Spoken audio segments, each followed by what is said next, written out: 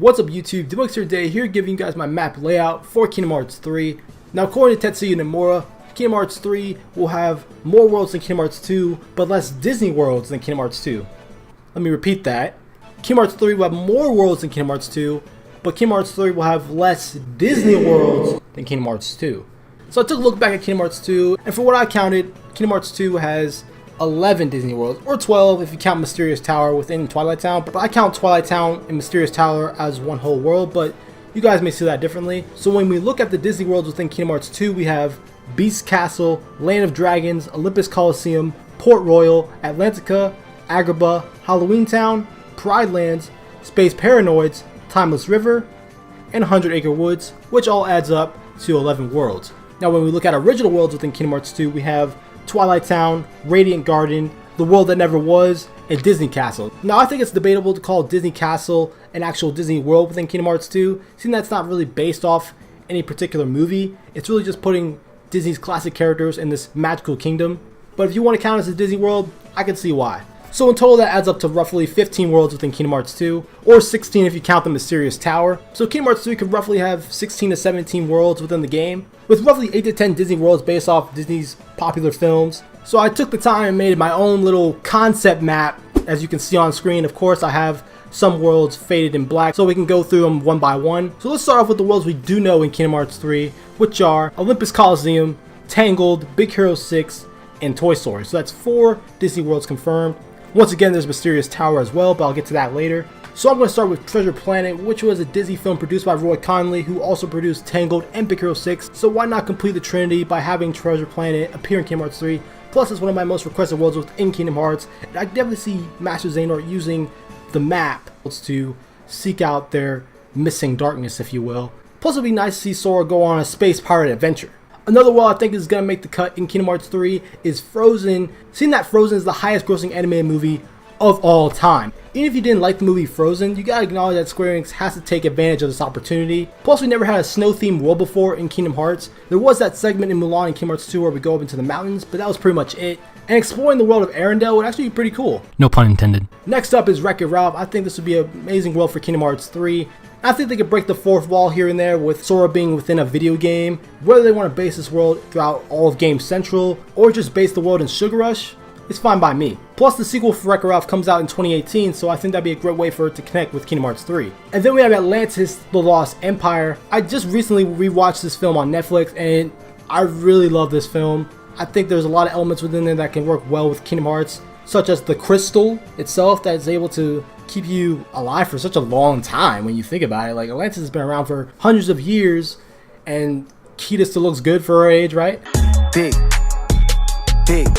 So I can definitely see Master Xehanort maybe trying to take the heart of Atlantis for his own and study its power. And there's plenty of boss fights Sora can go up against, such as the Leviathan or maybe one of the Atlantean Guardians. And I wouldn't mind having Kida as a party member. And just knowing how big the worlds are in Kingdom Hearts 3, I can only imagine what Atlantis would look like in Unreal Engine 4. You'll be able to explore this open world, maybe ride on some of the vehicles. That would be amazing if Square Enix was able to pull it off. At number 9, we have Aladdin, King of Thieves. Now, some people may say, well, Aladdin, King of Thieves, that's a direct-to-video sequel. Why would they put that in there? Well, there is evidence to support that Square Enix does take content from direct-to-video movies. For example, if we go back to Birth by Sleep, we see the introduction of Experiment 221, aka Sparky, who was in Stitch the movie. So I can definitely see Square Enix taking elements from those properties and putting them into Kingdom Hearts 3. Aladdin King of Thieves is actually a pretty good direct-to-video sequel, and I love for Sora to explore the Vanishing Isle and maybe come in contact with the Oracle, who has the ability to answer one question. And maybe Sora can ask the question, what's the key to return hearts, or how to defeat Master Xehanort. I think that'd be a great way for the story to move forward within Kingdom Hearts 3. And who knows, maybe the Guardian will say, the key to return hearts is you, Sora. That'd be so cliche. I'd be like, really? And I also think it'd be really good for Agrabah to return in Kingdom Hearts 3, seeing that Aladdin and Sora have one of the best relationships within Kingdom Hearts 3 compared to a lot of the other Disney characters besides Hercules. So when it comes down to picking the 10th Disney world for Kingdom Hearts 3, I definitely had a tough time.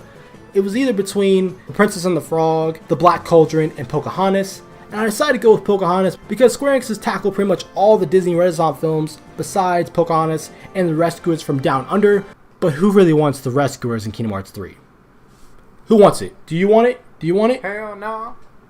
Didn't think so. For me, I'm a big fan of the Pocahontas world. And I think Sora can get some good advice and wisdom from the Willow Tree that Pocahontas speaks to throughout the film. And in all honesty, I just want to fight some Heartless with Pocahontas. So when it comes down to non-Disney worlds within Kingdom Hearts 3, we know that Twilight Town is returning. And it's also been confirmed that Twilight Town will be a tutorial world for Kingdom Hearts 3, similar to like it was in Kingdom Hearts 2. Let's just hope it's not as long, okay? Because it took like, what, 2 hours to get through that thing? I swear.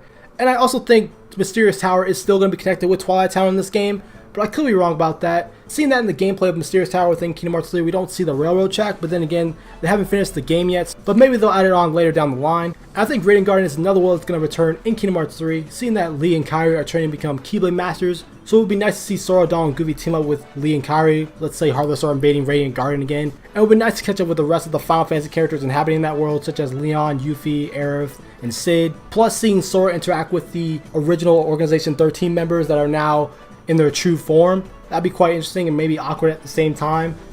And then we have Destiny Islands. I've always wanted to go back to Destiny Islands since Kingdom Hearts 2, because when we see cutscenes of Destiny Islands in Kingdom Hearts 2, there's actually a whole town. And I think it'd be nice to reunite with Tidus, Waka, and Selphie, and maybe introduce some new Final Fantasy characters like Zidane or Van. So I definitely think Destiny Islands could be integral to the plot of Kingdom Hearts 3, seeing that both Xehanort and Sora have a connection with this world. And then there's Disney Castle. Like I said before, this world is debatable when it comes to being an official Disney world or an original world within Kingdom Hearts. I'm going to count it as an original world, but of course you guys may see it differently. I think it'd be cool to explore the castle and the town, so they can just call it Disney Kingdom instead of Disney Castle or Disney Town like they did in Birthright Sleep, and introduce some new characters like Max, which is Goofy's son, and then maybe have Oswald the Lucky Rabbit as the villain. And then there's Cable Town. I don't know if that's what's actually going to be called in Kingdom Hearts 3, but apparently the world where young Ericus and young Xehanort are playing chess, that's a new world. So that might be a world where Sora, Dawn, and Goofy go to figure out more about Master Xehanort and the Keyblade War, which is probably where a lot of story elements are going to unfold within Kingdom Hearts 3.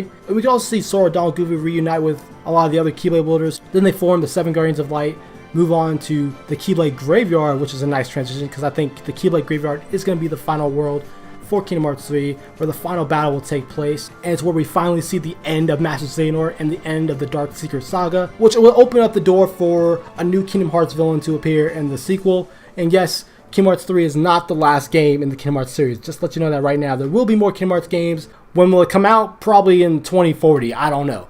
Now let's move on to my world concept for Riku, which is where Riku will be accompanying my Mickey to find Aqua in the Realm of Darkness. And then Aqua will lead them to Castle Oblivion to find Ventus. Then they'll regroup with Sora, where Sora will find a way to wake up Ventus. Then they all come together as the 7 Guardians of Light. Then head to the Keyblade Graveyard to have the epic final battle.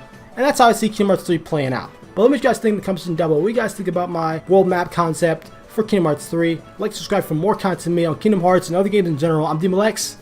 I'll see you in the future.